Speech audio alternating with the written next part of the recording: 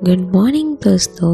बुधवार की सुबह आपका फिर से मेरे YouTube चैनल लिलीफाई नॉलेज में फिर से एक बार स्वागत है। मैं शिप्रा आज आपके लिए फिर से 5 छोटी सी जानकारी लेकर आ गई हूँ। तो चलिए चलते हैं कुछ जानकारियों की ओर। पहला, दोस्तों कैसे डूबे हुए विमान की भूतिया छवि गूगल धरती पर दिखाई दी। जी हाँ दोस्तों, गूगल धरती पर एडिनबर्ग के तट पर पानी पर जूम इन करने पर आपको नज़र कुछ अजीब चीज़ पर पड़ती है। क्या वह विमान है? जी हाँ दोस्तों, आपने सही देखा। स्कॉटलैंड के तट से दूर समुद्र के तल पर एक विमान प्रतीत होता है, लेकिन यह एक रहस्यमय विमान दुर्घटना कवर अप का मामला नहीं है, बल्कि यह दुनिया के अधिकांश हिस्सों को निरंतर कवर बनाने के लिए उपग्रह इमेजिनरी को एक साथ जोड़ने की गूगल की प्रणाली का परिणाम है। घोस्ट प्लेन जो 55 डिग्री 57 मिनट 26 सेकंड उत्तरी अक्षांश और 3 डिग्री 5 मिनट 35 सेकंड पश्चिम देशांतर पर स्थित है, को सबसे पहले मिरर ऑनलाइन द्वारा रिपोर्ट किया गया था, जिसे रॉबर्ट मार्टिन द्वारा एक यांत्रिक फीडर द्वारा अजीब कलाकृतियों के लिए सतर्क किया गया था। दक्षिण यॉर्कशायर इंग्लैंड मार्टिन ने टैबलाइट को बताया कि वह सोमवार को यानी कि 5 नवंबर को गूगल धरती की खोज कर रहा था जब वह विमान से टकरा गया, अर्थात विमान को खोजा। गूगल के एक प्रवक्ता ने मिरर को बताया कि यह खोज उस प्रक्रिया का परिणाम थी जिसका उपयोग कंपनी उपग्रह और हवाई इमेजरी के मोज़ेक का उपयोग करके पृथ्वी के एक निर्बाध दृश्य बनाने के लिए करती है।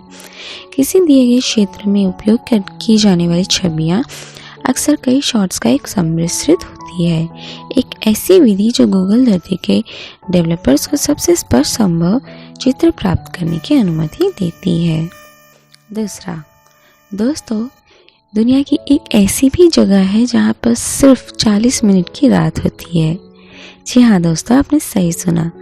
दुनिया में एक ऐसी जगह है जहाँ रात 12:43 पर सूरज छिपता है और महज 40 मिनट के अंतराल पर फिर से उगाता है। हमारी दुनिया में कई जगह ऐसी है जो अजीबोगरीब रहस्यों से भरी पड़ी है, जहाँ पर कुछ न कुछ ऐसी चीज़ें घटित होती है जो हैरान कर जाती है। जिस तरह से एक जगह ऐसी है जहाँ पर दिन काफ़ी बड़ा और रात महज 40 मिनट की होती है। आपको जानकर आश्चर्य होगा कि इस जगह पर सूर्य शाम को नहीं बल्कि रात के 12:43 पर ढलता है और महज 40 मिनट के बाद फिर से निकल आता है।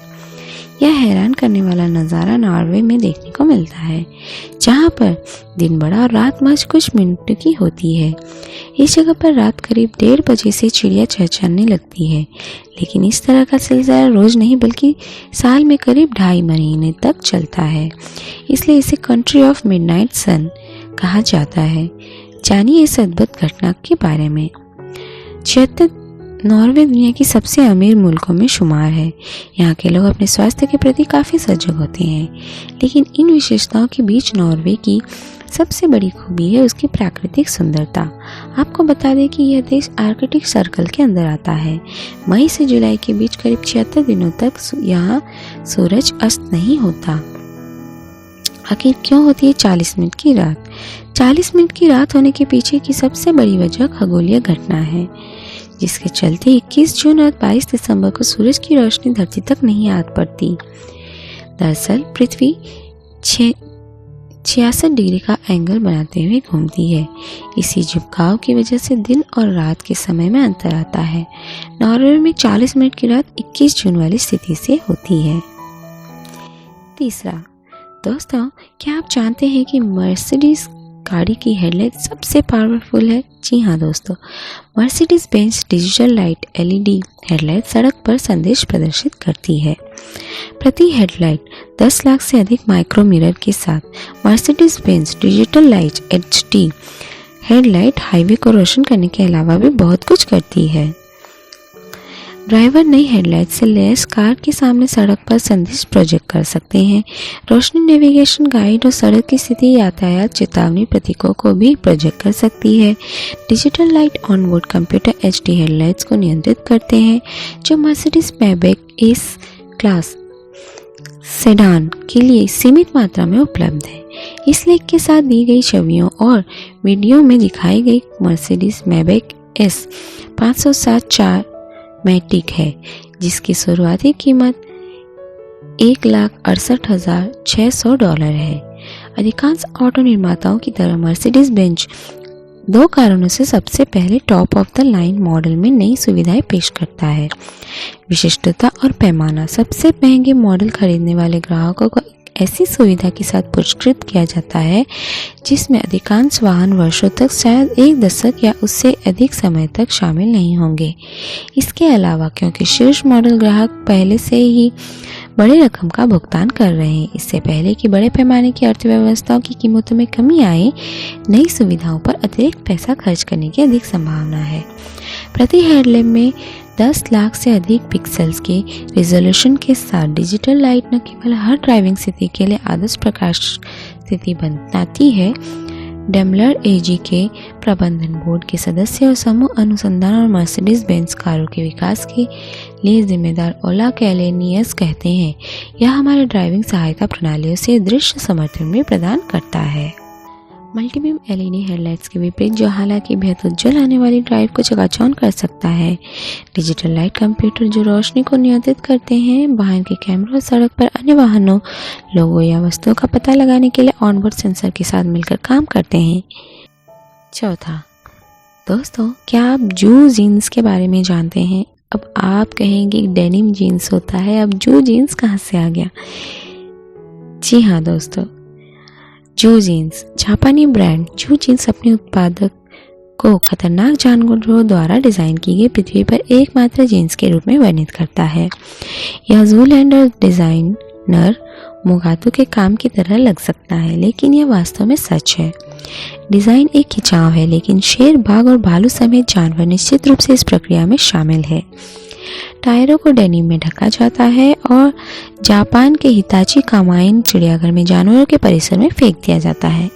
जानवर इन खिलौने के साथ खेलते हैं और हे पस्टो ने कहा कि डेनिम फटा हुआ है और इस तरह से कटा हुआ है कि औद्योगिक उत्पादन न केवल नकल कर सकता है। जो वेबसाइट पर जीन्स की छवियों को देखते हुए शेर, जंगल के राजा निश्चित रूप से ऐसे लगते हैं जो वास्तव में फंस जाते हैं, जबकि सैंड ब्लास्टिंग को श्रमिकों के स्वास्थ्य के लिए खतरनाक होने के रूप में उजागर किया गया है। पूर्व निर्मित रिब्स और आंसू के साथ डेनिम की मांग बहुत मजबूत बनी हुई है और जापानी ब्रांड अक्सर हाथ से अपनी जीन्स पर घर्षण लगाते हैं।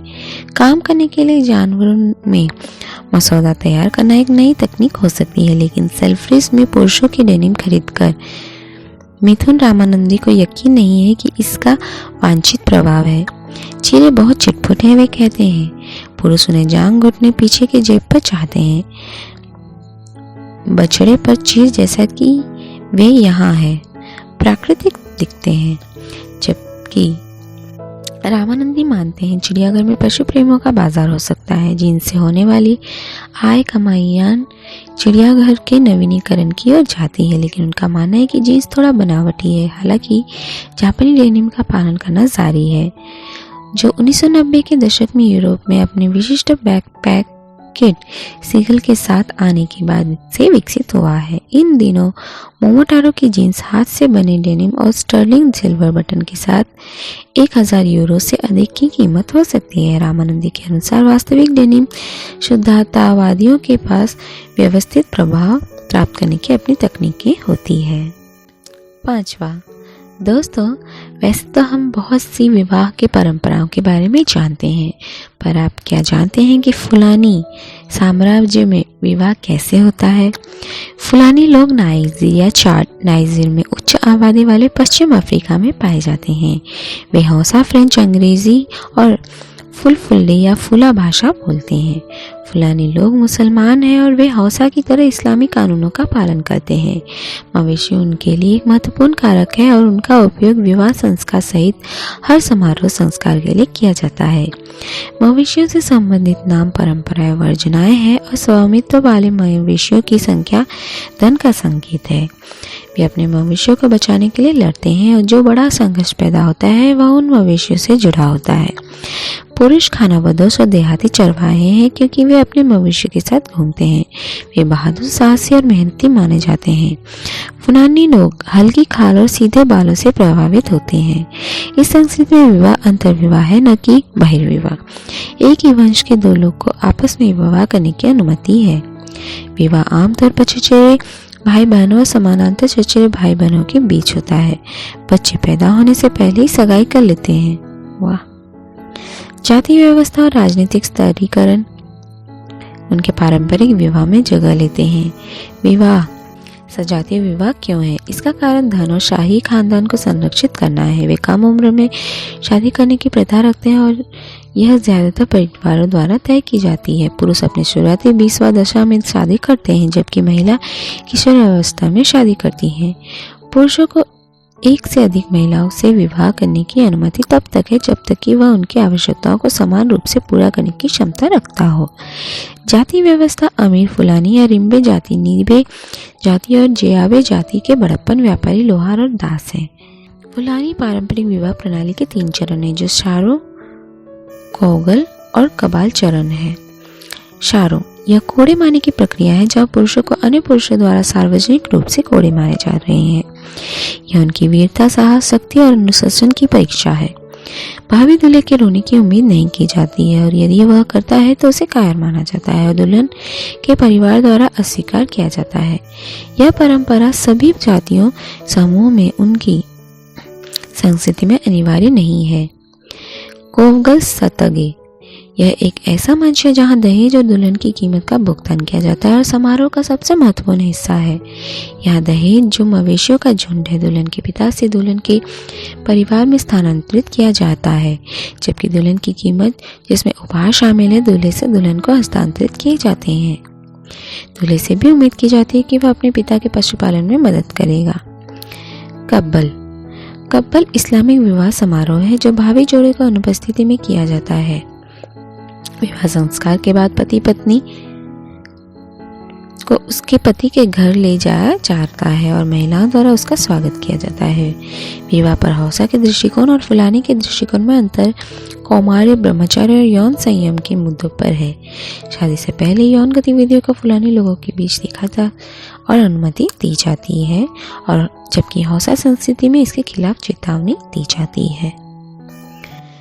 तो दोस्तों, आज की दी हुई जानकारी आपको कैसी लगी मुझे कमेंट बॉक्स में जरूर बताइएगा और मेरी इस वीडियो को लाइक, शेयर, सब्सक्राइब करना ना भूलिएगा। नई नई वीडियोस पाने के लिए आप बेल नोटिफिकेशन को भी प्रेस करना ना भूलिएगा। Thank you. आपका दिन शुभ हो।